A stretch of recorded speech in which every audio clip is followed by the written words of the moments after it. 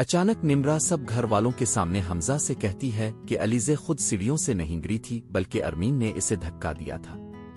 یہ سنتے ہی فرید صاحب ارمین کو زوردار تھپڑ مارتے ہیں اور حمزہ اور علیزے دونوں ارمین پر شدید غصہ کرتے ہیں۔ حمزہ پولیس سے پوچھتا ہے کہ اسے کیوں گرفتار کیا جا رہا ہے، تبھی پولیس عامر کو اندر بلاتی ہے۔ عامر کو دیکھ کر ارمین گھبرا جاتی ہے۔ عامر سب کے سامنے کہتا ہے کہ حمزہ تمہاری کمپنی میں آگ ارمین کے کہنے پر لگوائی گئی تھی۔ یہ سن کر حمزہ کے پیروں تلے زمین نکل جاتی ہے۔ اسی لمحے حمزہ کو ایک انجان نمبر سے کال آتی ہے کہ سکندر کا بہت بڑا ایکسیڈنٹ ہو گیا ہے۔ حمزہ فوراً وہاں پہنچتا ہے اور زخمی حالت میں پڑے سکندر کو کار میں ڈال کر اسپتال لے جاتا ہے۔ ڈاکٹر سکندر کو آپریشن کے لیے لے جاتے ہیں۔ اسی دوران علیزے حمزہ کو اپنی پریگنینسی کی خوشخبری دیتی ہے، مگر حمزہ پریشان ہو کر صرف سکندر کی حالت کا سوچتا رہتا ہے۔ کچھ دیر بعد ڈاکٹر آ کر بتاتا ہے کہ سکندر کا بہت زیادہ خون بہہ گیا ہے اور اسے خون کی فوری ضرورت ہے۔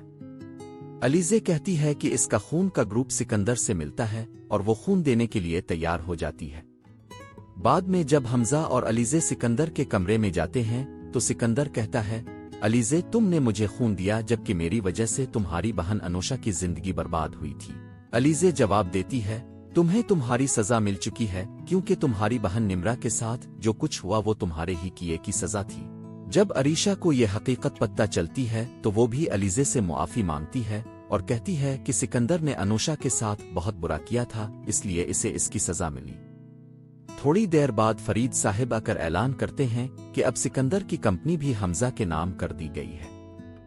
اسی دوران ڈاکٹر علیزے کو آپریشن تھیٹر میں لے جاتے ہیں اور آپریشن کے بعد ڈاکٹر باہر آ کر خوشی سے کہتا ہے، حمزہ تمہیں بہت مبارک ہو، علیزے نے ایک بیٹی کو جنم دیا ہے۔